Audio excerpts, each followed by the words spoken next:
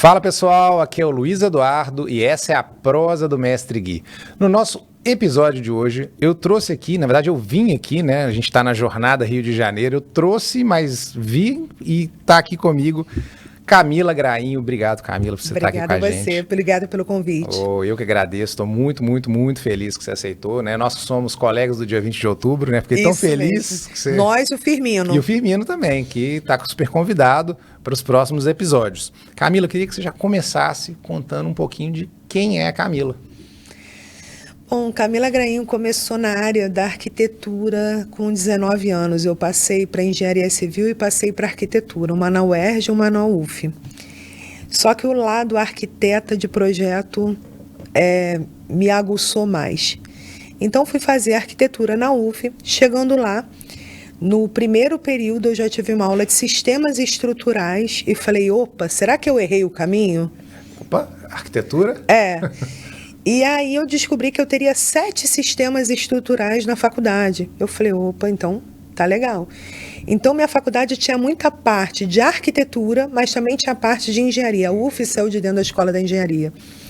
Então no meu terceiro período, né, eu precisava de dinheiro para ir para a faculdade, eu venho de uma família humilde, né, ninguém fica contando história triste aqui, mas eu precisava do dinheiro.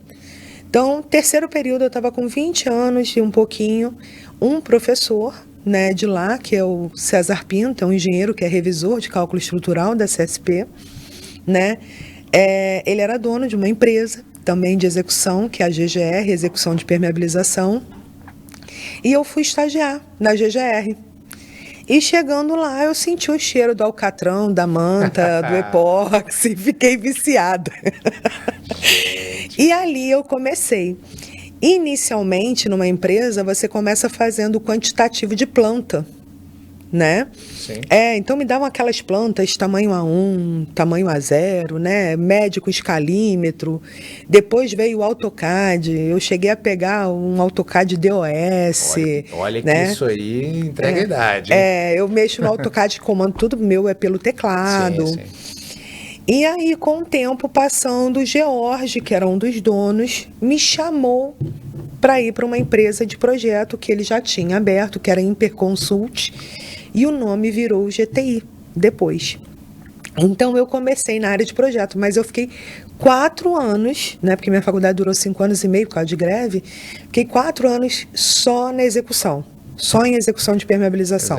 Então você já começou assim, lá mesmo, na própria faculdade, com impermeabilização? Com impermeabilização, desde o início. E todos os meus professores, eletivas, optativas, eu ia fazer na engenharia. Então, assim, calculistas que hoje trabalham comigo, deram aula lá, Justino, Cury, né? Saindo de lá, continuei com o projeto. Entrei para o mestrado lá na UF de materiais também. Que legal. Saí, fiz curso de pós em telhados verdes na Alemanha. Fiz uma imersão na Alemanha, fiquei de Hamburg, Stuttgart e Nüttingen fazendo essa especialização em telhado verde, que não envolvia botânica, ela envolvia drenagem e impermeabilização. Participei do congresso que teve lá fora também, né, da parte de sustentabilidade. Voltando, fiz pós em corrosão, né, pós-graduação em corrosão, e estou no mercado há 23 anos, né? Mas agora eu quero ter uma pergunta que, assim, você chegou aqui há 23 anos, mas espera aí. Você começou com 19 anos sua história, mas a menina, criança, ela já pensava ser arquiteta, Camila, ou não? Eu não gosto de contar história triste. Meus pais, para saírem do aluguel, foram morar numa casa que ele tinha um terreno. E aquela coisa, você começa construindo o quê? A cozinha, o banheiro e um quarto. Sim. Só que isso era de tijolo, não tinha janela, não tinha porta, lembra daquela música? Né? Então, assim, cada dinheirinho que sobrava do meu pai, ele emboçava uma parede. Então, assim, quando eu vejo a dificuldade das pessoas, eu entendo. Claro. Né? A pessoa ganha um dinheiro, ela emboça uma parede, ganha um outro, emboça. Então, assim, festa lá em casa, a gente botava aquele lençol na parede para poder tirar foto. Entendi. Né? Então, eu vivi na obra. Eu vivi com obra. né? Assentar azulejo era uma coisa que a gente fazia em casa, porque Olha. tinha que fazer assentamento de uma cerâmica, tudo. E eu amava brincar de Lego. Então, assim, Lego eu só construía casinha. Então, eu não tinha como ir para outro lado que não fosse arquitetura e engenharia. Minha mãe queria que eu fosse dentista e meu pai queria que eu fosse advogada, né? Eu amo matemática, eu amo geometria, não teria condição nenhuma, eu sou bruta, né? Todo mundo que me conhece sabe o quanto eu sou bruta. Imagina, o dente do cara ia arrancar numa paulada só. Tá né? com cara e pum! E meu irmão é advogado, né? Meu irmão é advogado. Então, seus pais conseguiram alguém Conseguiram na um direita. advogado, né? Mas eu sou arquiteta com um pezinho na engenharia. Amo Os o dois que pés, faço. né? Os dois pés na engenharia. Pelo que eu Mas vi. a arquitetura é muito importante para a Claro parte que de é. projeto de impermeabilização. E nesse caminho, né, da Camila, a gente foi... a gente, quando eu falo, é porque tinha meu sócio que faleceu, o Jorge, vai fazer 5 anos agora, dia 17 de fevereiro. Nós fomos fazendo um caminho bem legal, né? Um deles eu trouxe um presente para você, que é o Olha. único livro em subsolos em áreas litorâneas. Nossa. Tá? Ele foi feito foi editado pela Aqui, ó, Pini. vamos ver se o pessoal tá? coloca enquadra aqui pra gente, gente. Aí, ó. Subsolos em áreas litorâneas. É da aí, Pini. Ó, vou de novo aqui. Aí. São grandes calculistas, todos conversando sobre subsolos. Nossa, que legal. Depois, o Jorge vivia me cobrando que eu tinha que escrever um livro, sozinha, né? E aí eu falei assim, tá bom. Eu falei assim, eu vou querer agregar na área acadêmica e na área técnica e na área que o pessoal... Técnicos, identificações e tal. E eu tive uma ideia, e essa ideia entrou para a gaveta. Ficou na gaveta. Quando, tem uns 4 anos atrás, eu propus para o Higino e para o Renato, Naí, e eles abraçaram a ideia e surgiu o Guia Ilustrado Nossa, da norma de espetacular. projeto, que quem quiser é só entrar no site daí e baixar o guia, ele é gratuito. Ele conta com a participação de vários fabricantes, outros consultores, executores. Isso é muito legal, né? Porque aí o livro não fica uma Sim. coisa só da pessoa. E ele virou um guia, não é aquela coisa chata de ler uma coisa ilustrada da norma. AI.org. .br. então. Aí o .com, Acho que não a é diretora técnica não sabe o site Não, é direito. .org, se eu não estou enganado. Mas, de qualquer forma, a Associação de Engenharia de Impermeabilização. Então, quem tiver interesse, né, obviamente, a gente coloca na descrição do Tem YouTube. um guia de normas de segurança também, Sim. né? Esse eu não participei. Mas o guia ilustrado a gente tem lá. Esse guia ilustrado, Camila, vou ser bem sincero, eu nunca vi algo tão completo e tão, assim, né, dentro da nossa área, tão bem escrito, né? E foram feitas a várias mãos, né? Várias mãos. É isso que é legal, isso é muito Várias legal. mãos. Foi uma coisa que eu botei desde o início. Eu falei assim, se você não consegue, você tem a ideia, mas você não consegue colocar aquilo em prática por falta de tempo, eu já abdico do tempo de estar com a minha família, essas coisas todas por conta do meu trabalho, que eu amo. Então, assim, vamos dividir, se está dentro da associação, contribuir para todos, né? Todos estando Sim. ali. E de onde veio a ideia? Como meu irmão é advogado, eu sempre via que ele tinha os códigos. Sim. E ele tinha outros livros que eram os códigos comentados. E aí, esses códigos comentados são o quê? São advogados, grandes juristas, que pegam o código, com aquelas palavras todas difíceis que tem lá, e eles fazem um resumo, descrevem, botam jurisprudências ali, vão discorrendo sobre aquele assunto. Legal, legal. E eu falei, poxa, eu acho que o meu livro vai ser sobre isso. Boa analogia, legal. Só que aí eu não conseguia fazer ele sozinha por falta de tempo. Levei para aí, fechou. Grande sucesso, adoro, assim, canso de estar em obra. Alguém fala assim, eu tenho um guia ilustrado aí. Aí eu falo assim, minha carinha tá lá na página 4, né? Foi um prazer muito grande, assim, poder ter esse tipo de contribuição, já que eu fico muito mais reclusa em obras e projeto, né? Eu não estou na área acadêmica mais. Eu dei aula no IDD de projeto para segunda turma, se eu não me engano, foi segunda turma de projeto de permeabilização no IDD. Fiquei dando bastante aula no Cefet, para a área técnica. Sim. Dei aula também no Bramante durante muito tempo, Instituto Bramante aqui no Rio. Legal. mas não tenho tempo. E a área de quem dá aula tem que se dedicar muito. Muito. Preparar uma aula não é fácil. Não, é isso que eu ia te falar. E quando eu percebi que eu estava perdendo a mão, não tendo mais tempo para isso, eu prefiro não fazer do que fazer mal feito. Então, eu abdiquei. E interessante que eu vou te falar a impressão que me passa, tá? Então é meio pessoal que eu vou falar.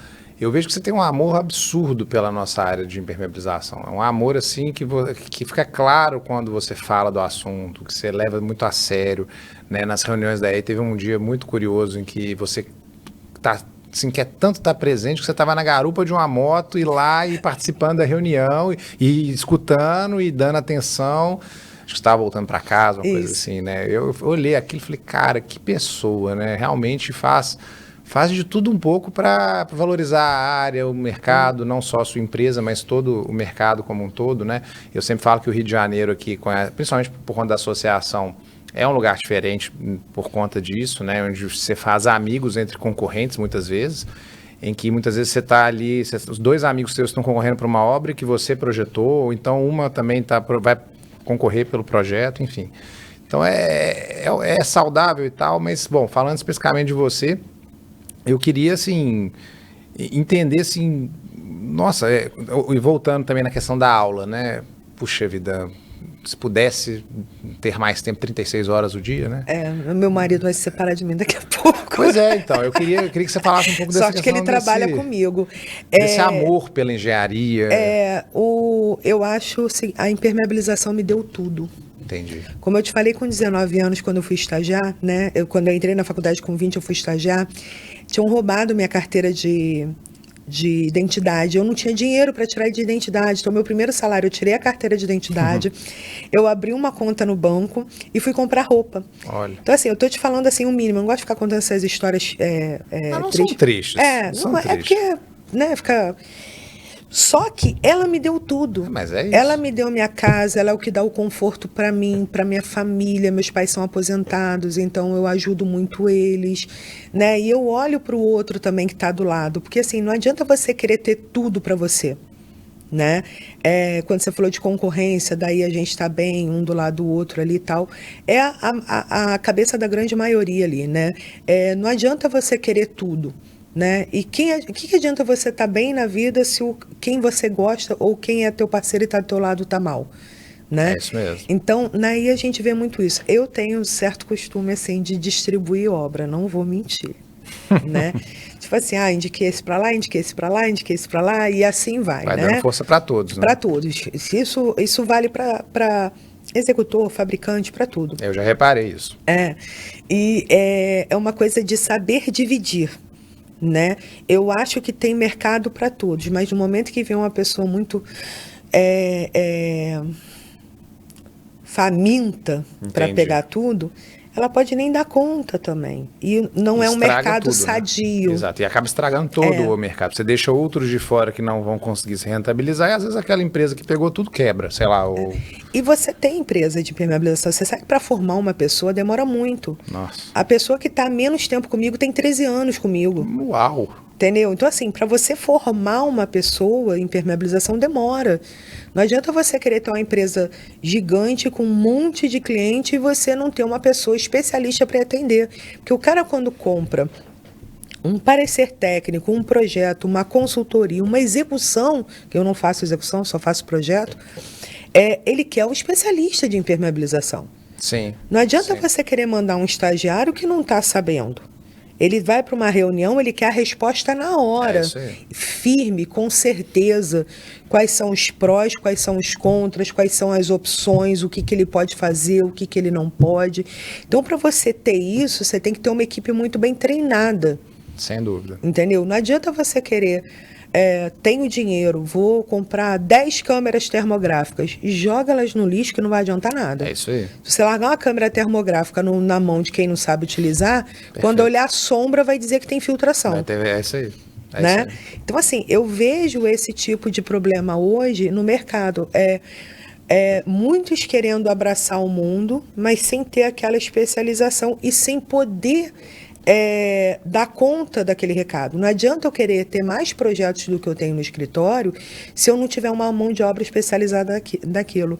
Eu não consigo pegar e falar assim, olha, eu vou chamar um estagiário, um cadista, para sentar aqui e fazer o projeto. Não vai fazer.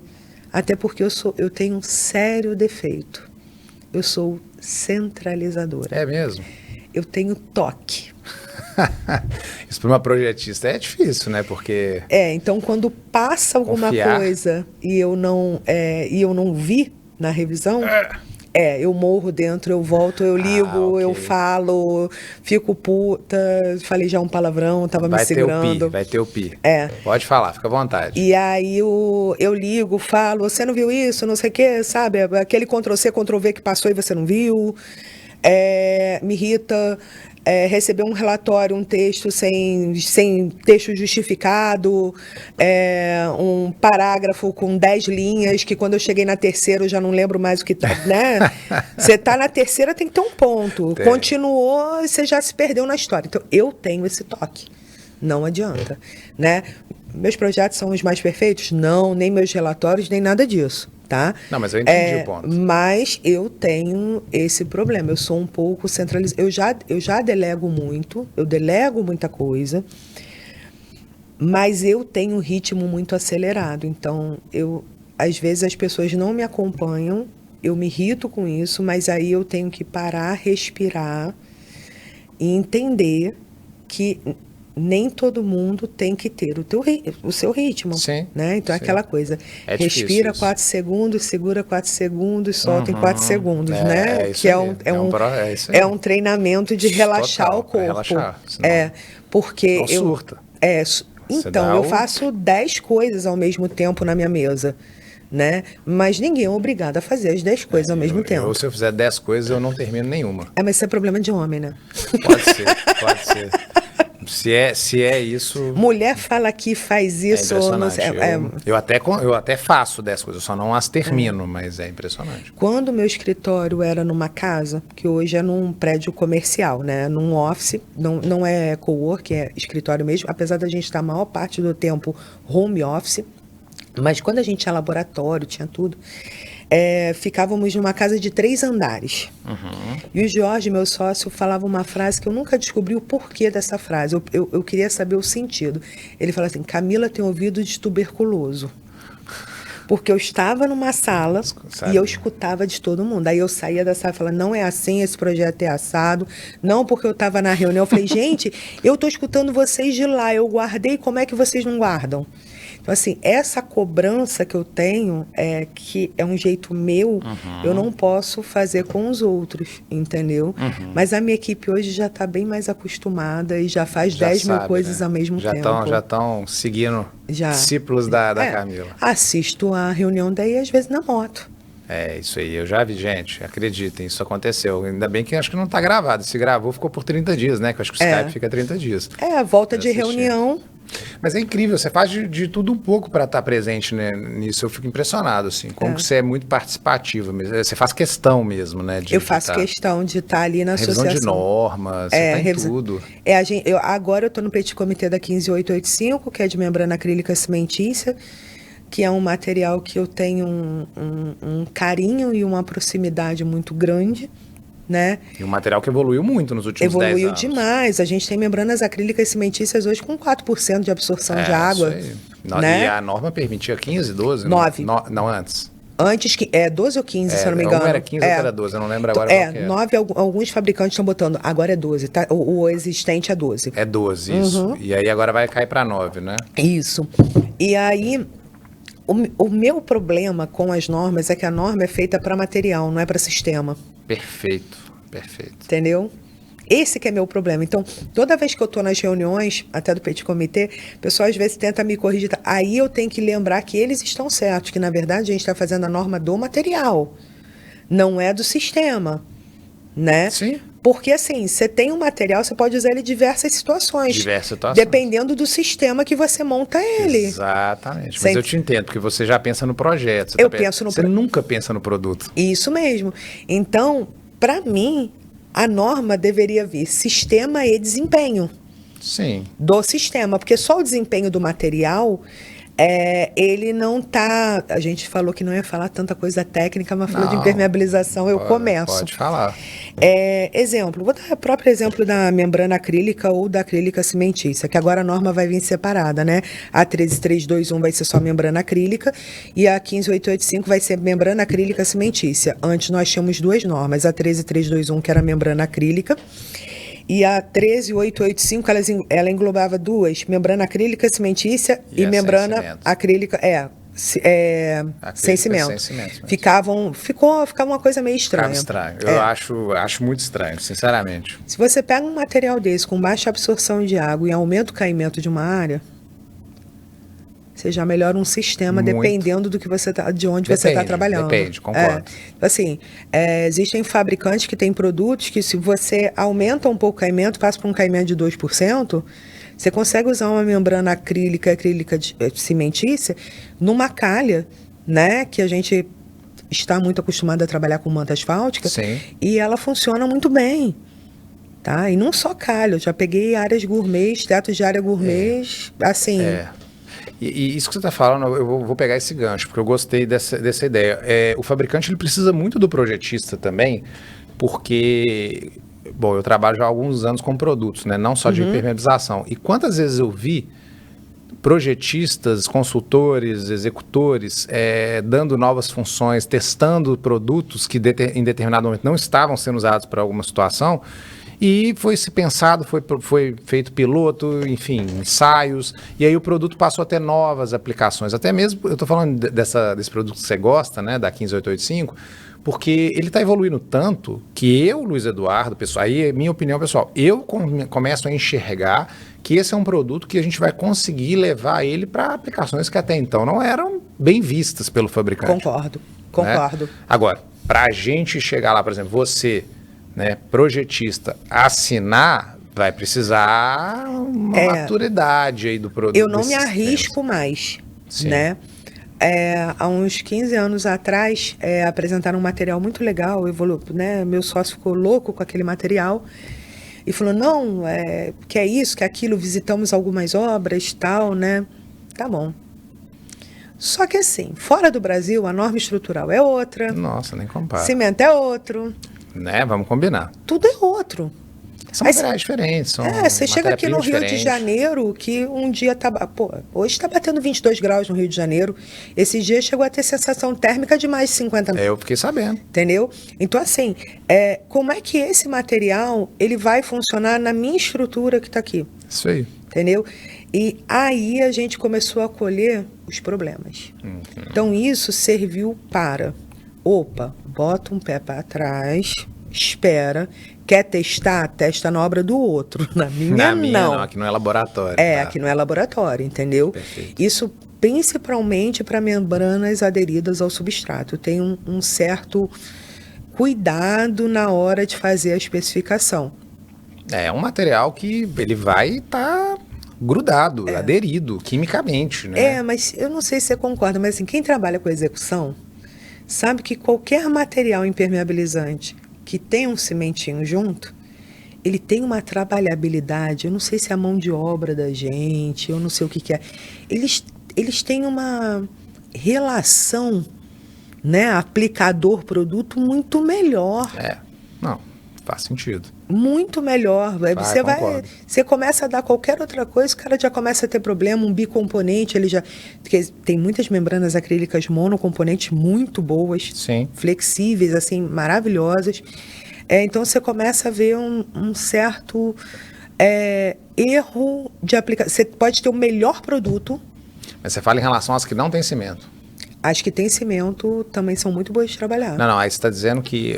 Eu concordo, porque a mão de obra nossa está acostumada a trabalhar com cimento. Eu vou te dar exemplo de dois materiais. Eu vim de uma escola, a GGR, né, que era essa empresa de execução, ela tinha uma fábrica de epóxi. Opa! Tá? Se chamava Epicret. Fiquei muito tempo na parte de trás da fábrica, né? Então aprendi a fazer epox, né? Era tudo... Você viu com a fabricação? Que legal. Porque eu tenho até hoje a fórmula que é do Dr. Aloysio Manso. Que legal, tá lá. você sabe como é que funciona. Tem tudo ali. Então assim, a gente fabricava epox com alcatrão de hulha, tá? Eu tomava muito leitinho, né? Na GGR chegavam caminhões, né? De leite, caixas de leite para entregar na obra e dentro da GGR, porque você tinha que ficar tomando leite, né? E era normal aquilo. A gente permeabilizava subsolo, poço de elevador, com epóxi, com alcatrão de hulha. Né? E aquilo era normal. Então, assim, eu participei muito havia do desconhecimento sobre esse... tudo tem um pouco de desconhecimento, né? Hoje não se usa mais. Nada. Né, não, tem uns loucos que usam, porque esses dias eu peguei um poliuretano... Foi poliuretano com alcatrão de hulha num reservatório, juro pra você. Até para quem está escutando ou assistindo, é importante a gente falar que nós estamos falando de uma molécula que tem uma agressividade alta, né, por exposição única e repetida em relação a ser carcinogênico. Isso. Né, e além de toxicidade também, mas principalmente a questão de ser carcinogênico, que tem a ver com para quem tem predisposição a desenvolver um câncer, né? Pode acontecer. Essas áreas eram impermeabilizadas e hoje eu cheguei a ver. Hoje que eu digo assim, tem mais de um ano eu vi um reservatório. Sério? Em Niterói. Está acontecendo isso? Feito com alcatrão. Era poliuretano com alcatrão de hulha, era epóxi com alcatrão de hulha. Meu Deus, não é que foi feito agora. Entendeu? Olha só, achei que tinham descontinuado esses produtos. Não. Então, assim, você acaba vendo problemas. Então, assim, eu trabalhei muito com epóxi. Então, o pessoal, voltando ao assunto, o pessoal da GGR estava acostumado com material bicomponente. Ok. Né? Hoje em dia, o que eu percebo? Você entrega um poliuretano, você entrega um epóxi na mão de um executor, dependendo do tamanho do balde, ele não tem nenhum medidor. Ele usa um cadinho de cada um. Agora eu entendi. Eu concordo, perfeito. Ele usa um cadinho de cada um. Aí ele aplicou a segunda demão na sexta. Já errou, porque a terceira ele só vai conseguir dar na segunda. Então o material já vitrificou totalmente. Vai ter que lixar. Vai ter que lixar. Né? Aí o que ele faz? O engenheiro, o dono da empresa executora não está lá, não está vendo, ele vai lá e aplica por cima. E aí, delamina. Isso, com os materiais cimentícios, você já tem uma... Acho que é cultura. É uma cultura de já trabalhar com outros materiais, né, baseado em argamassa. Acho que tem um pouco a ver com isso, não é? Nós tivemos agora, e foi em outubro do ano passado, nós fomos para a Itália. Eu fui até com o Firmino, foi eu, Firmino... Legal. Virgínia, Irene, todos os projetistas, né? Eu, Virgínia, Firmino, Irene... Mas era um congresso? Egberto. Não, fomos convidados para um treinamento de um material. Que legal. Falei, Serginho, acho que eram 6, não lembro. Desculpa se eu esqueci de alguém. E realmente, eles usam muito cimentício lá ainda. Né? Esses dias estavam numa discussão ali do IB, até meu Fornazaro, meu grande amigo, né? Só em alguns países usam muito cimentício. Eles usam muito cimentício na Itália. Muito, né? E eles tinham uma argamassa lá excelente, que é uma argamassa muito parecida que a gente costuma fazer aqui no Rio de Janeiro, que é uma argamassa com... vou falar o nome de uma fábrica aqui, que a gente chama de argamassa com traço de Sica 1, argamassa impermeável. Perfeito. Né? Que tem toda uma metodologia correta para executar, tal. Né? Acho que foi a primeira norma, né, de impermeabilização, acho que foi a argamassa impermeável, se eu não me engano. Acho que foi. E assim, agora eu acho que ela vai virar uma norma de revestimento, não vai ser mais de impermeabilizante. Eu não sabia disso. Ela vai estar no comitê de impermeabilização, mas ela vai entrar como revestimento, igual a argamassa polimérica. Vai ser revestimento. Tá. Terminologia, né? Terminologia, né? Então, assim, a gente sempre teve um costume maior em trabalhar com cimentício. Mas isso tem que mudar. Olha só. Tem que mudar para algumas situações. Outras tem... Mas você vê pressão? O quê? Do mercado em querer mudar isso? Vejo. É porque eu estou sentindo isso. Eu vejo pressão de um cliente novo que não conhece o trabalho da GTI de anos e chega para mim e fala assim, mas isso você está propondo mais do mesmo? É o trivial. Eu vi não sei o que na internet, no vídeo de não sei quem. Eu falo, calma. Beleza. Né? Ainda mais, estou fazendo um projeto, exemplo, para Manaus. O clima de lá é completamente diferente. Né? Eu conheço um cara que foi aplicar uma poliuré aqui no Rio, de frente para a Praia da Barra. Ixi. Ele teve que pintar uma Ferrari e uma Porsche, que ficava 2 condomínios depois do condomínio que ele estava. Poliureia foi longe. Vai longe. Né? Então, assim, o cara pegou, tinha dinheiro, comprou uma máquina de poliureia, saiu aplicando.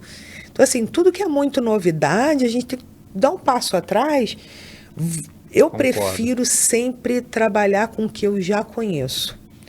E conforme vão vindo as novidades, deixa eu testar um pouco, volta ali. Existem situações que a gente não tem como correr da novidade. De certa forma, sim. Eu estou trabalhando num projeto Aquafoz, tá? Que é em Foz do Iguaçu, que é um aquário. Ah, perfeito. Tá? E lá o mesmo problema que a gente teve no aquário daqui do Rio. Os fabricantes não quererem darem atestado para as taxas de ozônio, o material se aguenta a taxa de ozônio que está sendo utilizada. Na verdade, o fabricante às vezes nem tem essa informação na ficha técnica dele. E ele fica limitado. Fica limitado, opa, não posso. Então, os únicos que tinham já era o pessoal que fazia lá fora. Então, a gente foi ver aquário de Boston, de Maryland, começou a ver todos os aquários para saber o que especificar. E com a taxa de ozônio que tinha, só tinham 2 materiais aqui no Brasil que a gente conseguia trabalhar. Entendi. Que era manta de PAD, que é aquela que a gente usa em aterro sanitário, e poliureia. Então, a gente não tinha opção. Como é que eu boto uma manta de PAD dentro do aquário? Que tem que ser azul, ficar exposto. Não tinha como. A gente não tinha essas mantas que a gente ensanduícha com concreto. Também o custo seria altíssimo. Então, assim, a gente teve que partir para uma solução que realmente é uma solução nova. Hoje, nós já temos alguns aquários fora do Brasil que são em epóxi laminado com fibra de vidro. Que coisa legal. Isso eu não sabia. E o uretano, ele também tem uma boa resistência ao ozônio, né? Isso eu sabia. Só que eu não consigo botar ele dentro do tanque, não fica legal, entendeu? Então, assim, nessas horas, a gente tem que ter um risco maior. Se fissurar o concreto ali, a gente vai ter que dar uma injeção. Aí a gente... Mas no trivial, tem que analisar estrutura, arquitetura, piso, antes de especificar o material. Isso é legal o que você está falando, porque a gente... Hoje, quando você pega as normas, a gente até já falou isso em outra ocasião, mas quando a gente pega as normas, né, de impermeabilização, elas não levam em conta o sistema construtivo. Não, nem um pouco. Nem um pouco. Então, eu tenho assim, eu não vou dizer para você que, não vou ficar falando que tem projetista ruim e bom, não, a questão não é essa. Mas a questão é que hoje em dia, por um lado bom, eu acho que a gente tem mais projetistas na área de impermeabilização, eu acho isso bom, acho importante. As consultoras estão, de certa forma, ainda a passos lentos, dando um pouco mais de valor, até às vezes na dor, a contratar um projetista de impermeabilização. Mas eu ainda vejo, eu queria sua opinião sobre isso, e eu sei que eu já conheço um pouco do seu trabalho, que existe uma certa cartilha para se fazer projeto, né? Não estou querendo que você critique outros projetos, não é essa a ideia. Mas essa questão me incomoda muito da gente ainda não levar mais a sério essa questão, não falo de você, mas eu falo do mercado, de querer especificar material e ignorando o sistema que eu vou ter, que eu vou construir. Eu posso construir com uma laje tradicional maciça, protendida, pode ser estrutura metálica, e aí? E o tamanho do prédio, a altura, carga de vento, etc., mas principalmente a questão do sistema construtivo. E a gente às vezes vê uma tendência da construtora, às vezes, não vou nem pôr a culpa no projetista, contratar um projeto e daí no segundo projeto não preciso mais. Vou repetir o que fizeram lá no primeiro.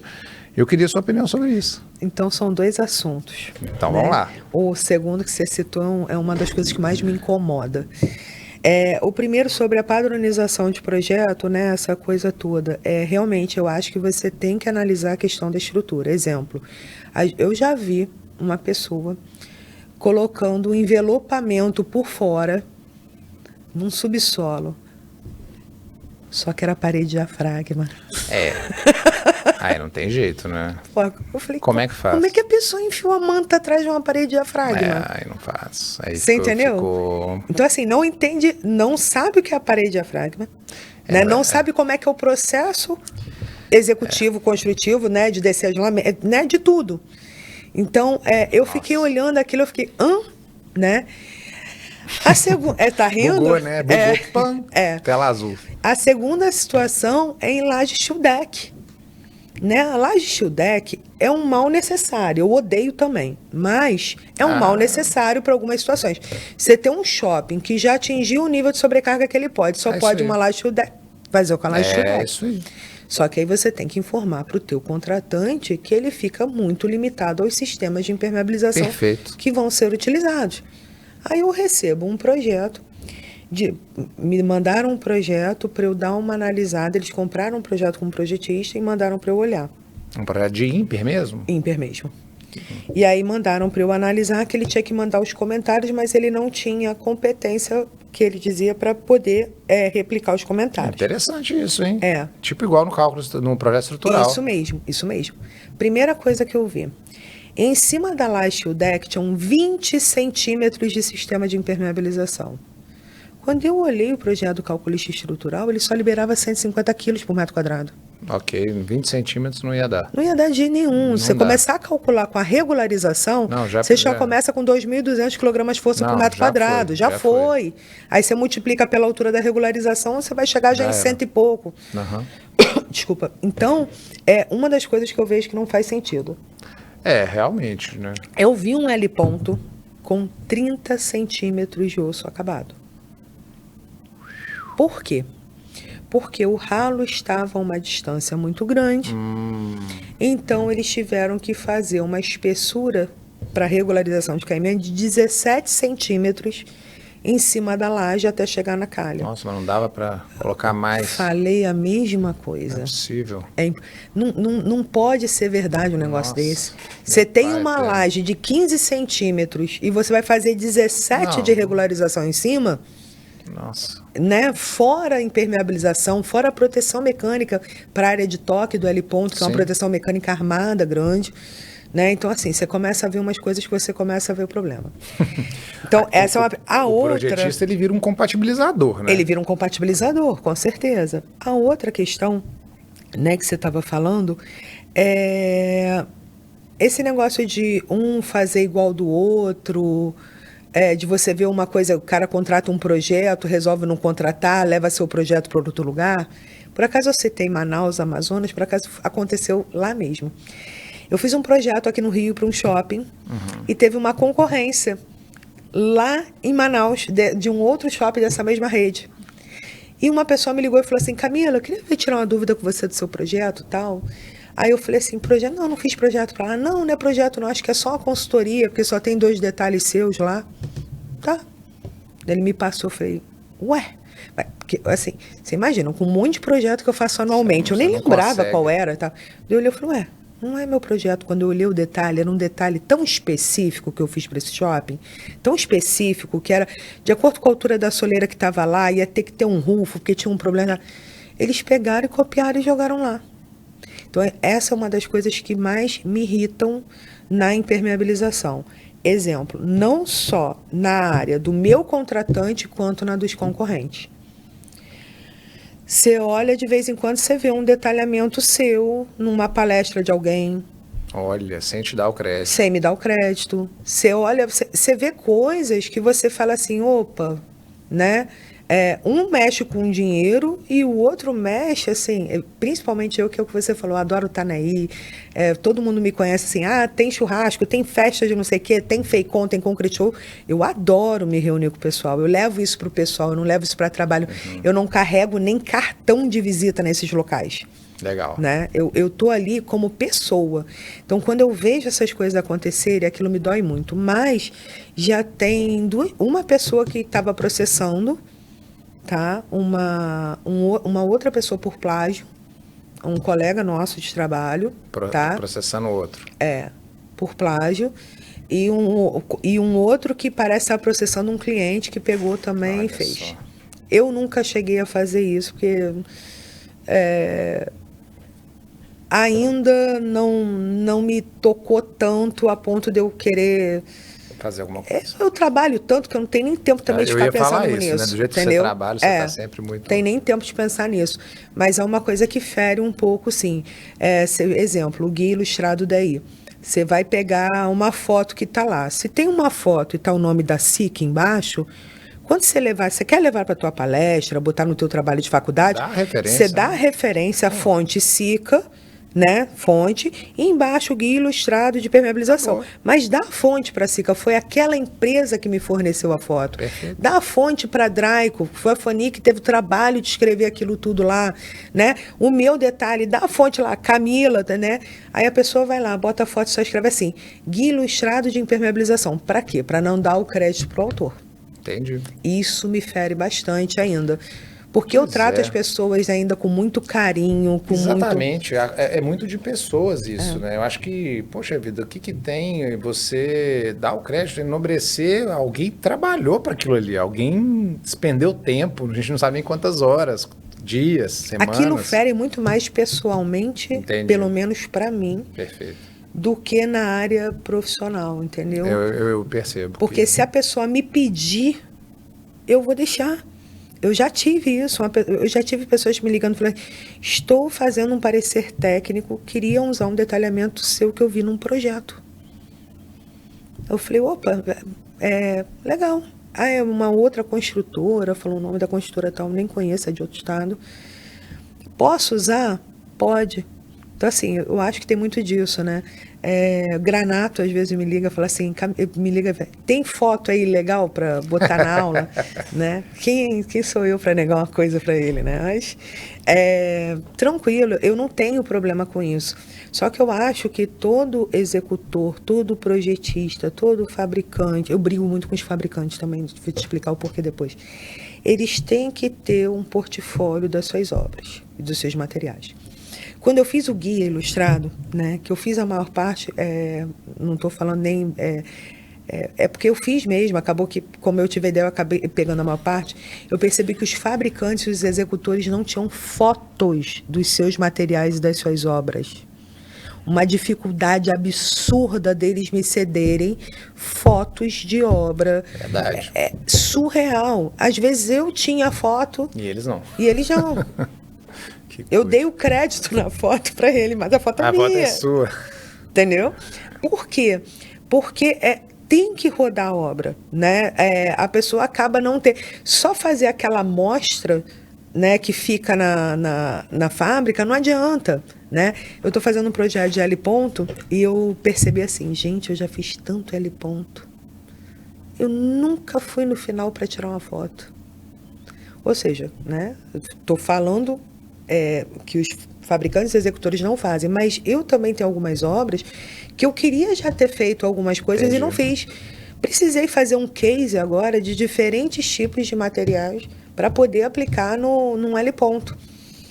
E eu percebi que eu não tinha quase, eu tinha de um, mas só peguei um trecho, porque eu estava fazendo fiscalização da obra, então tirei foto de um fissuramento, do outro que o cara estava curando errado o concreto, mas eu não peguei a obra em si, total. Né? Então, eu percebi que o fabricante e o executor, eles não têm esse portfólio deles da obra em si, entendeu? Verdade, concordo, mas agora eu já estou curioso para saber por que abrir com os fabricantes. A briga com... o que acontece? Boa, adoro. Toda vez que você faz uma ficha técnica, por favor, me informe o correto para eu poder especificar. Se você escreve que o material tem fibra para dispensar o uso de tela, por que lá em observações você tem uso de tela em ralo e canto? Eu acho muito mal escrito, mas aí você há de convir comigo que a gente não, né? A comunidade é de engenharia, então o engenheiro escreve mal, por natureza. Eu sei, porque eu sou a que faz a revisão do Internews. Eu também tenho, assim, minha mãe é formada em letras, português da minha casa sempre foi levado muito a sério. Então eu acabei escrevendo bem, e eu vejo a dificuldade dos meus amigos engenheiros de escrever a vida inteira. E é incrível. Quem escreve as normas? Engenheiros. Eu acho assim, a gente erra, assim, na fala, eu acho que a gente erra até pelo meio que a gente vive. Sim. Que às vezes, para você conseguir se comunicar com o outro, você tem que mudar o seu linguajar. Verdade. Né? A gente muda o linguajar da gente, às vezes a gente erra algumas palavras, porque tá, né, naquele costume ali. Só que, na hora de escrever, não dá. Concordo demais. Não dá. Então, assim, aonde são as exceções, aonde pode, o que é permitido, o que não é. Eu acho que falta isso na ficha técnica. Eu informo para o fabricante. A minha briga que eu falo é o seguinte, é porque eu brigo mesmo. Eu ligo para lá e falo, olha, essa tua ficha tá assim, assim, assado. Tem uma fábrica que quando ela foi mudar a vida útil de projeto dela, né, o VUP dela, quando ela foi refazer a tabela, eu liguei um dia antes pro diretor e falei assim, pelo amor de Deus, cuidado com o que você vai escrever aí, porque senão você vai acabar comigo na hora de fazer a especificação. Então, assim, e vai acabar com, assim, na hora de eu conseguir Sim. especificar um material da fábrica, que eu não vou poder especificar. Eu deixei de especificar alguns fabricantes, porque na época que surgiu aqui em 575 e surgiu a tabela do IBE, alguns fabricantes aumentaram muito o consumo dos materiais. É verdade. Né? É verdade. Muito. É Né? verdade. Para poder atingir uma vida útil de referência que ele dá para a gente calcula a vida útil de projeto. Certo? Então, dependendo do que você me entrega de ficha técnica de vida útil de referência, eu não posso usar teu material.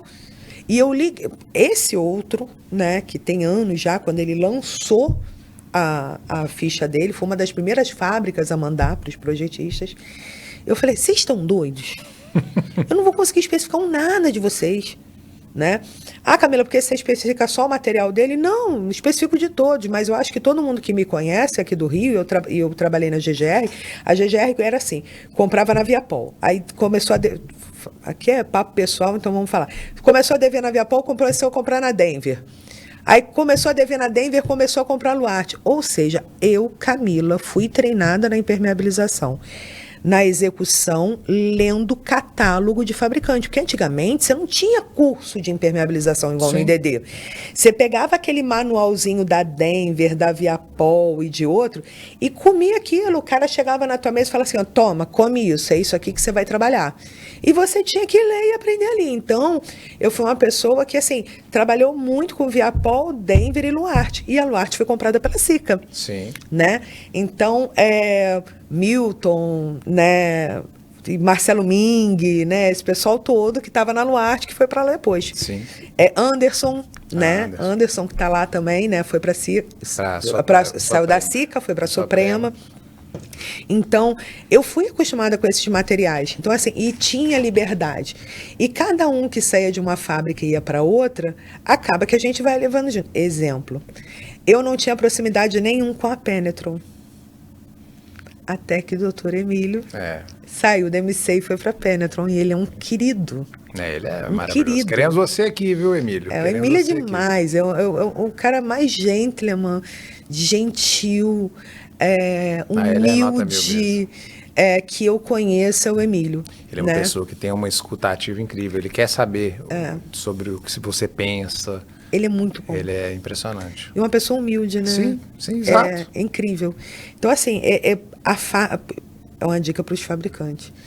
Muitas das vezes, os seus funcionários, um diretor técnico, ele carrega um produto ou um setor nas costas com o nome dele.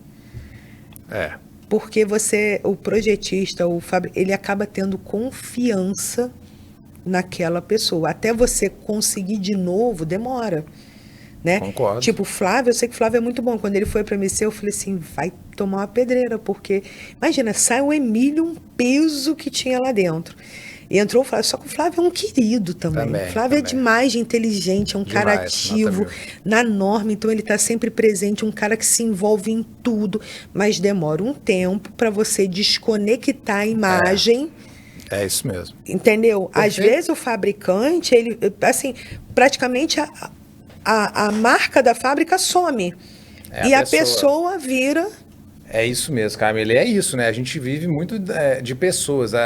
Muitas vezes eu falo isso até em treinamento na empresa, que a relação entre duas empresas ela é diretamente proporcional à relação das pessoas daquelas empresas que estão se conectando. Ponto. São as pessoas que fazem a relação das empresas serem boas ou ruins. Eu não tinha relação com a Draico. Fani foi para a Draico. Acabou. Eu tenho relação com a Draico direto. É pessoa. Uma pessoa que eu amo também, Fani. Um beijão, Fani. Aí, ó, legal, tá vendo? Fani também, queremos você aqui, Fani. Queremos você aqui. Bom, eu queria passar para esse segundo momento. Você já me brindou com alguns pequenos causos, mas eu queria que você contasse um caos aí pra gente, alguma lição aprendida, algum sucesso, enfim, fique à vontade, porque o pessoal gosta. Quando o Luiz falou isso para mim, eu falei assim, ferrou, vou ter que juntar, né? Mas tem um bem interessante. A construtora fez o projeto, fez a sondagem, fez o projeto e falou que o nível do lençol freático era 30 centímetros acima do nível da laje de supressão. Falei, para mim 30 centímetros, 2 metros, 3 metros, para mim é tudo a mesma coisa, porque é água. É água. É água. Perfeito. Bom, começou, escavou, fez a primeira chuva que veio. Inundou tudo. Passou água por tudo quanto era lugar. O cara fez uma porcaria, ele fez a parede só até uma certa altura de concreto, o resto ele encheu de bloco, porque ele tinha sondagem. Entendi. Aí eu falei assim, me instala um piezômetro. Como é que eu instalo isso? Eu falei, não tem problema, vou indicar uma pessoa, ela vem e instala um piezômetro aqui. Eu tenho esse vídeo. A água foi até o teto do subsolo. O que aconteceu? Quando ele fez a sondagem, devia estar em uma época bem mais baixa, muito mais seco e tal. Eu sei que a gente mede esse lençol freático, assim, todo ano, porque essa construtora é minha cliente, né? E isso virou um case para ela também. Legal. Ela instala piezômetro agora, no início da obra, ela já vai lá e instala um piezômetro. Agora aprendeu. E a gente mediu. Não tem um mês que não dê abaixo de 1,5 metro. Sempre de 1,5 metro ao teto todo. Então, assim, foi super complicado. Tivemos que reinstalar um sistema de lençol freático, de rebaixamento de lençol freático, para poder tratar o subsolo, porque não tinha sido dimensionado para isso, né? Não foi um erro do calculista, né? Porque foi o dado que foi dado para ele, a informação que ele tinha, para o cara de fundação também. Mas faltou um pouco de expertise. Falar uma palavra que o carioca adora falar, um cagaço, um nível de cagaço, assim, sabe? Da pessoa falar assim, vai dar merda, eu conheço essa área. Quando chove, a água vai no meio fio. Entendi. Quando é só terreno. Imagina quando eu construí um subsolo, entendeu? Então, eu vejo esse problema muito grande. Isso foi um tiro. Então fez uma drenagem para rebaixar. Fiz a drenagem para rebaixar. E fez uma impermeabilização. E fiz a impermeabilização. Pela área externa, a gente fechou as paredes por fora. Na época não existiam essas mantas hoje especiais, né? Da GCP, tudo, da Sica, da Viapol e tal. Nós fizemos com manta asfáltica mesmo, regularizamos o bloco por trás, a parede fizemos com manta, e na laje de piso nós fizemos uma laje supressão que realmente aguentasse o peso do impulso que viesse de lá, tá? E aí, olha só. Tranquilo. Então, assim, esse é um case muito engraçado, e o outro foi num case de subsolo no Rio de Janeiro, que eu mais tenho. Aqui, ó, gente, inclusive, voltando para mim aqui, ó, subsolos em áreas litorâneas, ó, tá aqui o livro. O que aconteceu? O cliente chegou, chamou um calculista estrutural e falou, vaza tudo. Aí ele chegou e falou, olha, então chama a Camila e manda ela fazer uma pacometria aqui, né? Tem gente que não gosta do uso pacometria, né? Que é leitura do cobrimento, né, das armações. A maioria começa com pacometria. Chama a Camila para ela fazer uma leitura de pacometria aqui. Tá bom, subsolo de 7.000 metros quadrados. Eu não achei um ferro que tivesse um cobrimento que passasse. Sério? Nas emendas de concretagem, não tinha ferragem. Eu passava o pacômetro, eu falei, que merda, eu vou ter que mandar ferir esse pacômetro. Tá errado. A culpa era do instrumento. A culpa do instrumento. E sabe quando você passa a não acreditar? Aí você recalibra ele, tudo diminui, porque você tem ali, se você quer muito próximo ao correto, você quer aumentar um pouquinho o desvio que você tem, né? Entendi. E é um profometer, né? É aquele grandão e tal. Meu, né? Aquele da Bosch não pega nada. Eu nunca participei disso, olha só. E aí eu tenho que gerar uma planta com todas as leituras, os cortes, tudo direitinho.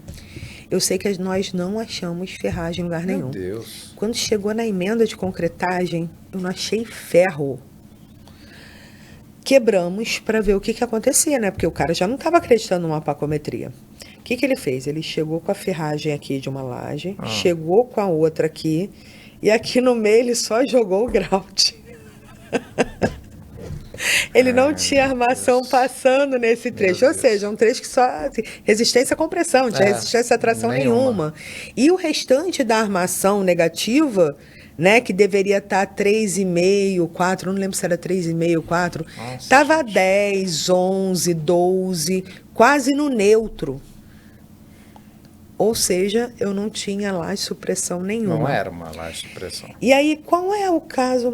O que tem de engraçado nisso? Tem de engraçado é que foi contratada uma pessoa para ir fazer um parecer técnico lá antes de chamarem a gente. E ela sugeriu tanta coisa no relatório, no laudo dela, que eu olhei assim, eu falei, putz, ia dar um tiro e não ia pegar em nada, porque o problema não é a impermeabilização. O problema é a laje que não está preparada para ser uma laje supressão. Isso aí, pronto. Entendeu? E a pessoa nem pensou em analisar, em fazer um estudo, entendeu? É isso, gente. Impermeabilização não é... Na verdade, para a gente ter estanqueidade, não necessariamente a gente tem que fazer impermeabilização. Também acho. Esse é o ponto. A palavra impermeável não tem... Impermeabilidade não tem nada. O material é impermeável. Mas estanque é o sistema. É a estrutura que você tem. Não tem nada a ver uma coisa com... isso. Às vezes você tem um material que ele não é 100% impermeável, mas ele vai tornar a sua estrutura estanque. Ponto. Então, não vejo problema nenhum. Também não sou preconceituosa com material, tá? É uma outra coisa que, assim, tem gente, não uso isso. Calma. Quem é meu paciente? Engenheiro adora dar um de médico, né? Eu acho que todo engenheiro é recalcado, né? Tudo que é de engenharia tá ligado à doença, né? A tratamento, prognóstico, ele liga com a área de medicina. Né? Isso, anamnese, prognóstico, diagnóstico, não sei. Terapia. Eu acho que tem um trauma de engenheiro, principalmente dos patologistas, querendo ser médico. Né? Então, é uma brincadeira que eu faço, que tudo que a gente vai fazer, quando eu olho assim, eu escrevendo um parecer técnico, eu falo, gente, mas que troço chato, parecendo coisa de médico, né? Que a gente fica seguindo aquilo, né? Manifestação patológica. Aí um diz que não pode chamar de patologia, tem que ser manifestação patológica, que eu sou do Allcompat, né? Então, assim, você tem uma série de discussões. Bom, mas material, você tem que analisar o teu paciente, como o engenheiro gosta de falar, e o médico, né? Analisa teu paciente. Às vezes, o que estão falando mal de um material não é porque o material não é ruim. Não existe material ruim.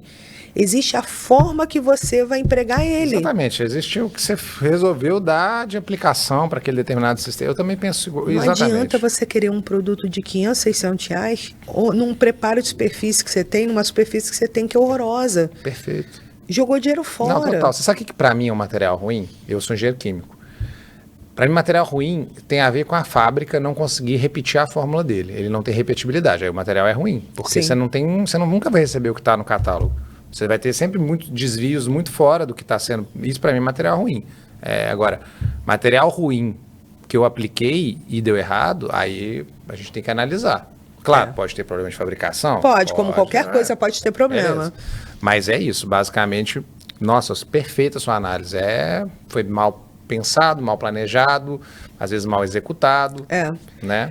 O problema é que todo mundo procura a culpa para alguma coisa, né? O ser humano, ele tem a necessidade quando seu problema acaba, quando você achou alguém para pôr a culpa.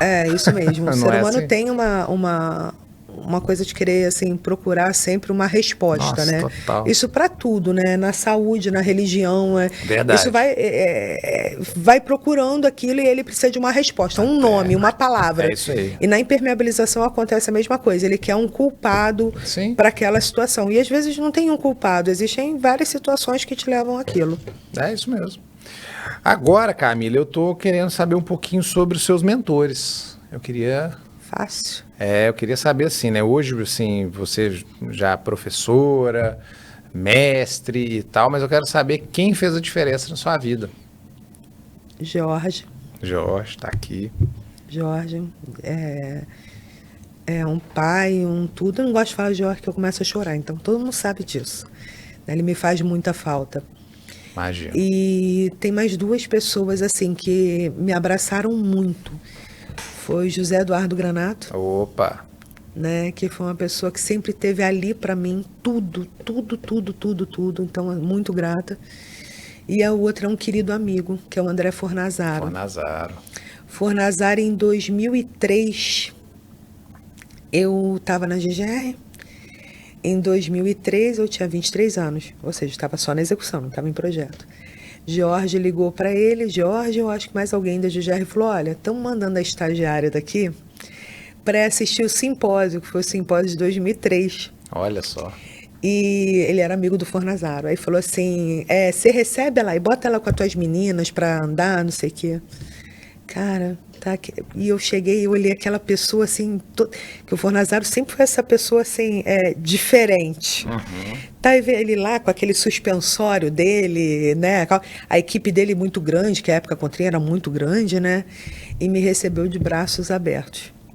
E eu tô com o Fornazaro até hoje, ele é né? A gente trabalha junto em muitas coisas, muitos projetos, consultorias. Quando ele tem consultoria em São Paulo, as coisas, ele vê comigo as coisas. Eu, quando eu preciso dele também, ele tá ali. É uma pessoa muito que a gente disponível, troca. né? Uma pessoa disponível a trocar conhecimento. Eu tive ainda pouco contato, né, direto com ele. Mas as poucas vezes que eu estive na mesma roda de conversa, que pessoa querida, ele é demais. Disponível, ele é um amigo para mim. Ele né? não é nem trabalho, ele é amigo. Eu tenho um carinho por ele surreal.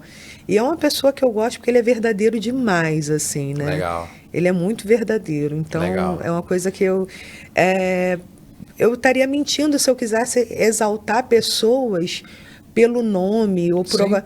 Não, realmente são pessoas que fizeram a diferença, fazem ainda muita diferença. Só o George que já foi, mas o André Fornazaro e o José Eduardo Granato.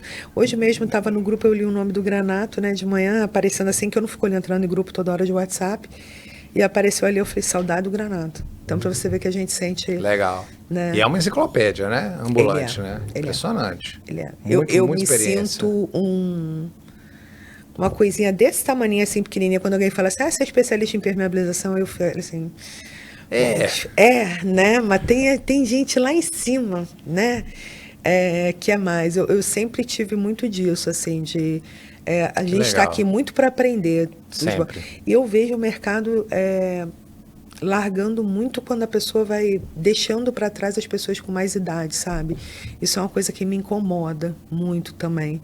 Né? Vai ficando mais velho, ainda mais hoje que é meio digital, o mundo digital, YouTube, Instagram, essas coisas, né? As pessoas mais velhas vão ficando... Só que essa hora vai chegar pra gente também, Luiz. Opa! Entendeu? E é o que eu falo, não se chuta cachorro morto. É verdade. Né? Então, e a gente tem que dar valor àqueles que tenham... Hoje, se você quiser saber de obra, assim, eu quero falar de neoprene Hypalon, queria saber de uma obra de EPDM, queria não sei o quê... Para quem que você vai perguntar? É isso aí. Para mim que não é. Nem para mim. Entendeu? Então, assim, quem é... Não é sacanagem nem com Granato, nem com Fornazaro, não. Mas quem é que é a Bíblia hoje? Se quiser saber sobre a história da impermeabilização, a pessoa excelente, a enciclopédia, pergunta para o Fornazaro. Ele conhece do primeiro simpósio do IB até agora, quando é que formou, quando é que fez, que não sei o que. Ele sabe tudo. Tudo. Quer saber de material, quer falar de alguma coisa, uma pessoa disponível que compartilha. Granato.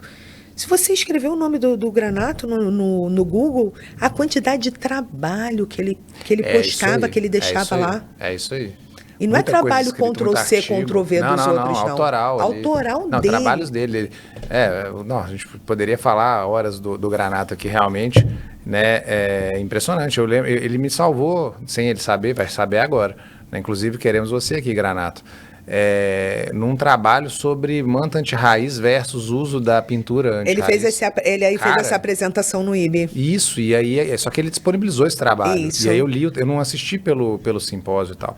E, cara, na hora que eu li aquilo, eu estava passando por uma situação que demandava entender sobre esse tema, e ele fez um trabalho, que foi um trabalho de campo, não era um trabalho só escrito, e eu olhei aquilo, ele criou uma metodologia.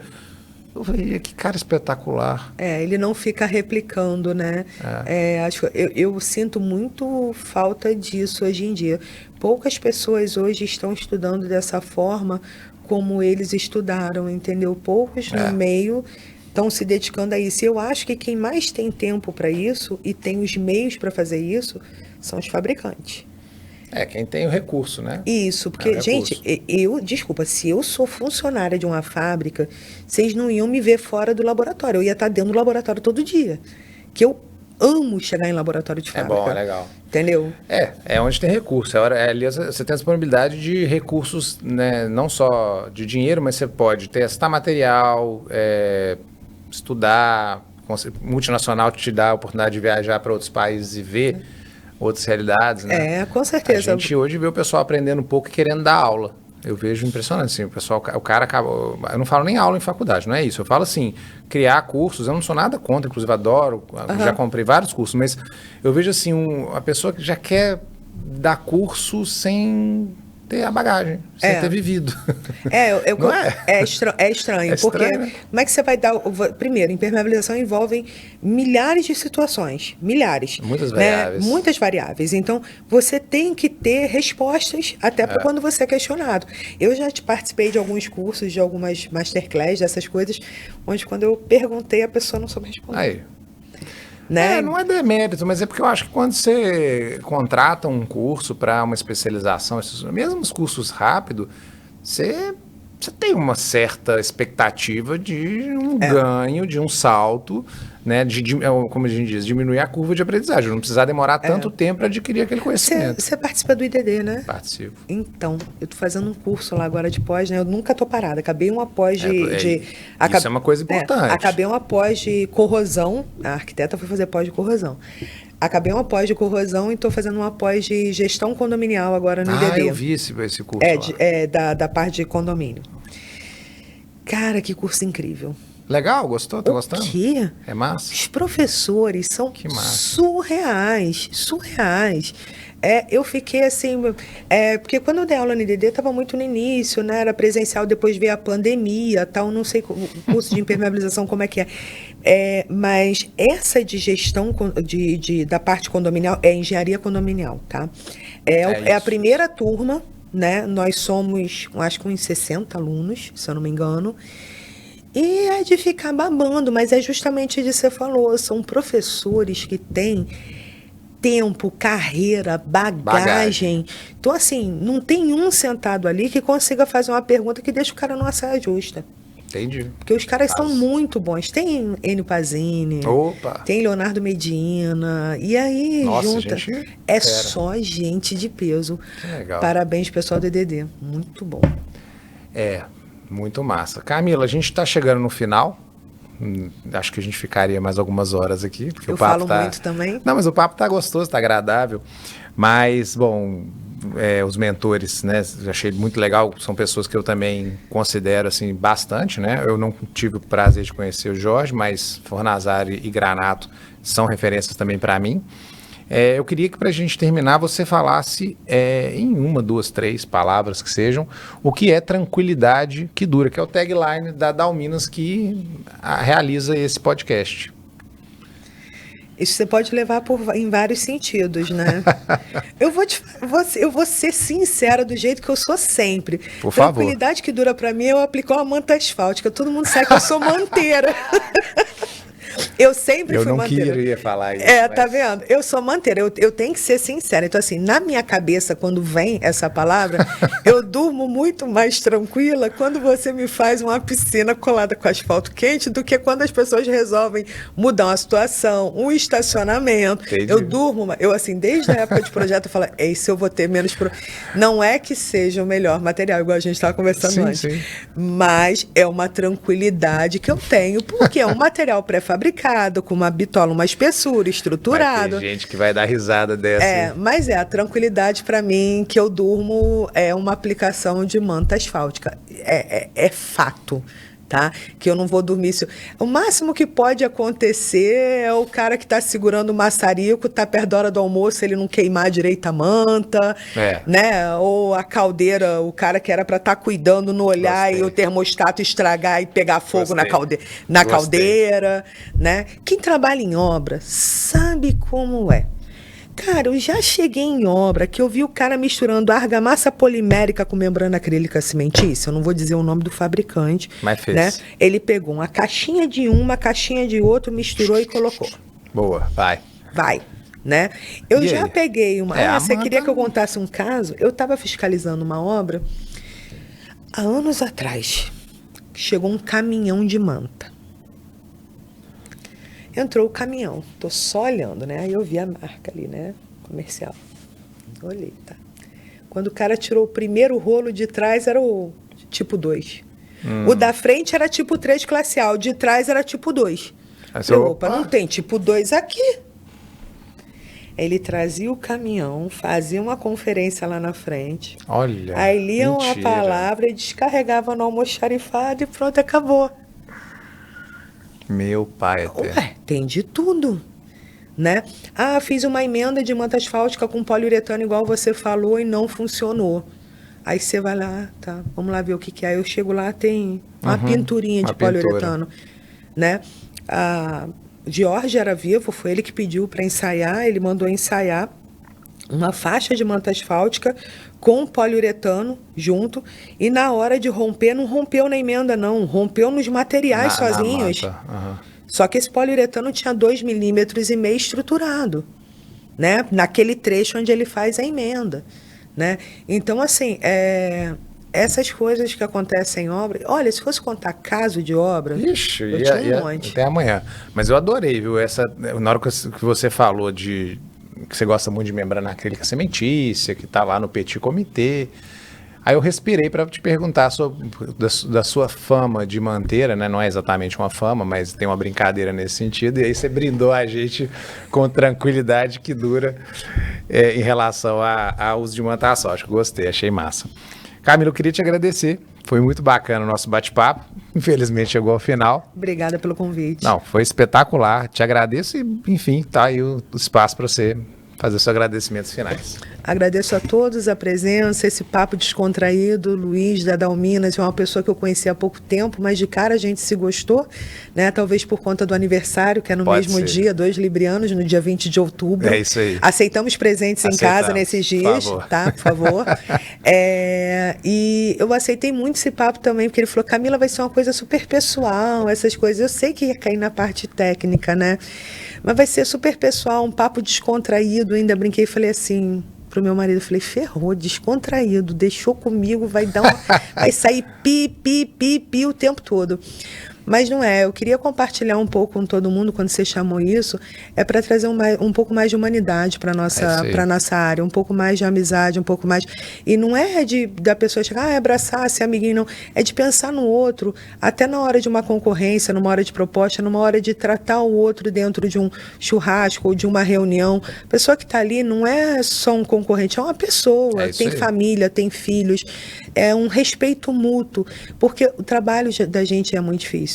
Se a gente não levar as coisas assim com muito gosto, muito amor, muito cuidado, é muito complicado. Mas te agradeço demais isso aqui. Adorei. Obrigado. Nada. Pessoal, espero que vocês tenham gostado desse bate-papo. Fiquem de olho que semana que vem tem mais um episódio da Prosa do Mestre Gui. Te vejo lá.